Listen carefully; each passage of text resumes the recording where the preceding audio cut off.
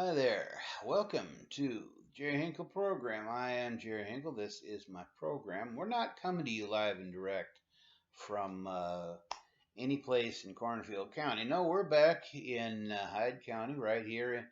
This is my grandma's kitchen. We've been here before, and that's where we're here now. So let's get to it.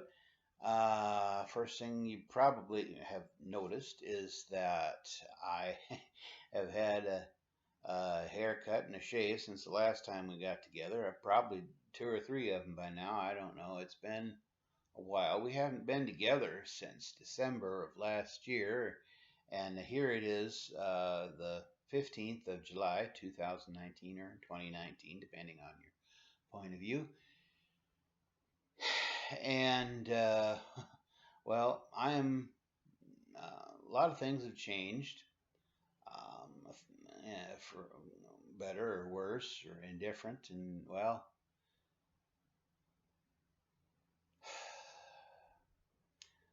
so here we are. I probably should also let you know I'm no longer living in Mitchell or working at a certain retail establishment that shall remain, well, Walmart. But and it's it's just one of those things that happen. Anyhow, through a strange turn of events, uh, I am here now. My mother offered to have me move in, and I had to think about that for a while because I knew that uh, it would not be easy, and it hasn't been for anyone. But we seem to be, uh, it. We're making it work for now, and so I don't know. We're gonna see what becomes of what the future holds. Uh, I've been going through some health challenges here also, uh, and we'll see how that. Just getting away from the stressful situation I was in, it could not have helped but help. And my dad keeps filling me up with all these drugs that uh, I I can't pronounce or even spell, but apparently, and but I don't know. With God's help, things are going well there. So, but I figured it was about time to for those of you who aren't following on Facebook and aren't aware of the situation, hopefully this is clarified a little bit. Anyhow, to get to, it's 80 degrees here in Grandma's kitchen. Talk about you can't stand the heat, but there's no air conditioning. The house never did have central air. So there's that. But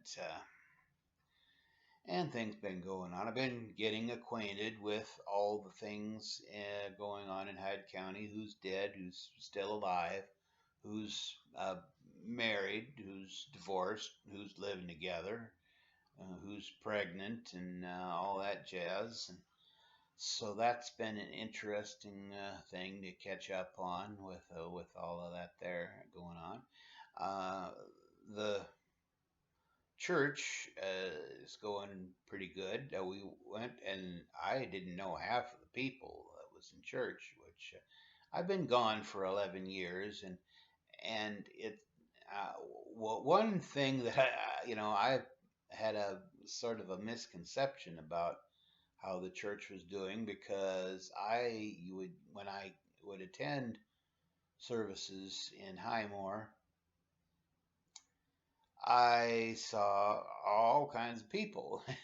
But what I forgot to consider is that I would usually come on Christmas Eve or on Easter Sunday when that's when the attendance goes way up because there's a lot of folks visiting from out of town, and of course it is a special occasion.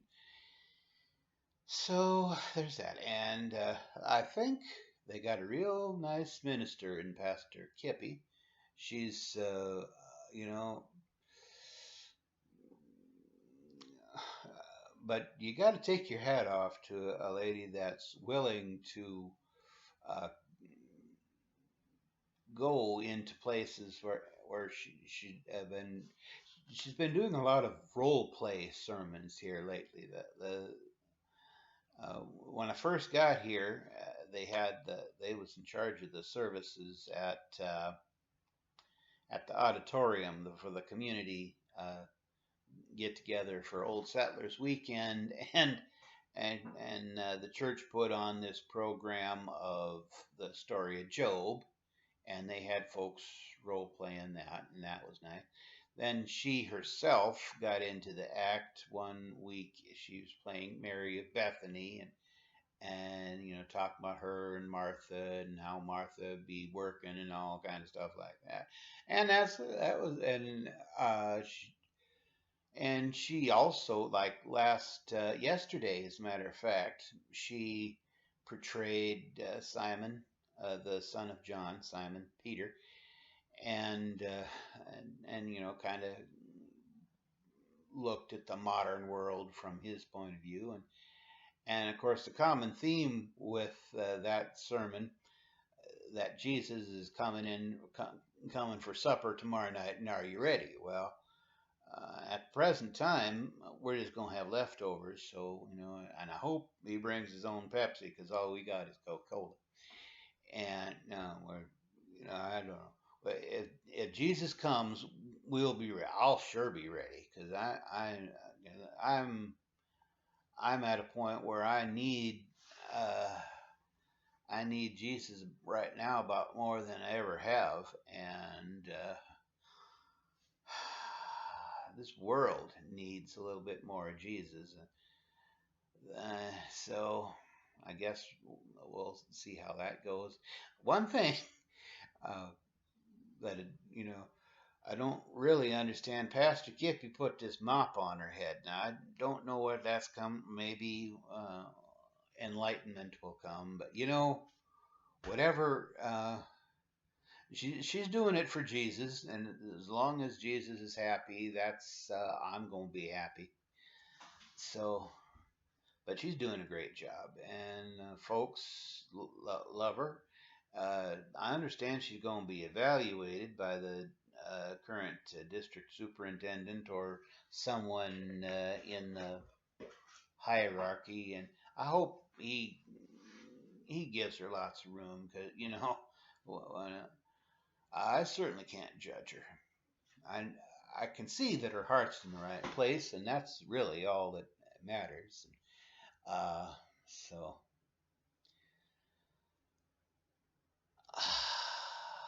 and as for me, I guess we'll see. But for now, I guess this is home, and it's so nice to come in here and look around and see all of the things that you know, some of these things were some things were replaced, uh, and it's all these the Sears and Roebuck fixtures. This Westinghouse, that's Grandma's range. I think that's Grandma's old coffee pot, and if it's not Grandma's, it's Granddad's. That's a nice little frying pan portrait they got over there. And anyhow, but that's pretty much. Uh, we're kind of light on the politics, religion, and all that other jazz here so far, and so I don't know. I will just say that no, I don't really. We need to for sure. We need to pray for that situation. We need to pray that President Trump is doing his, you know, because he's got a tough job. We can disagree on whether he's doing it or not, but he's. I'm relatively sure he's doing the best that he can, and I keep praying that he's doing the right thing. That's we have to uh, at least pray that he's bringing the country closer to God's will, and and that what he's doing with God's help. And we've got to pray for whatever the refugee situation is. Well, that's uh, no, Jesus says that we got to love our neighbor, and uh, you know, what would Mr. Rogers do with all these refugees coming into the country? Well, we do gotta love them, even though I'm not too thrilled with the way these refugees are coming into the country. I mean, after all, uh, if a feller walks up to the front door and knocks, Jesus said, "I come to the door and I knock." Well, you'd let Jesus in, so naturally you'd want to let the refugees in. But when they break into your house and shit on the living room carpet, sorry, Mom, I'll take lemon juice later. You know, it's just not a good situation all the way around. So I guess we'll have to, pray for patience on both sides, and for God's love to come into this situation and sort it out. And it's easier. you know, it's like Will Rogers used to say, "I hope the situation is not as bad as our friends in the press seem to think it is." But it might not be as bad. But what if it's worse? No, we just gotta pray that God will somehow enter in, and He needs to work on us. And I certainly, well, uh, uh, even though the situation isn't quite the same, I'm a refugee here. I mean, uh, I and I didn't. I did not want to move back here, but when my mother offered, and if she hadn't offered, I don't know, the situation, my situation may have, uh, well, it may have gone even worse than it was. But no, she. I don't know. God's working on, God's working on this situation. He's working on the situation out there, and we just gotta trust that something good will happen both in here and out there and all around the world. And so, well, that's all I have to say. So I guess we're until next time. God be with you. Do the best you can and get your feet off the table. It's time for supper.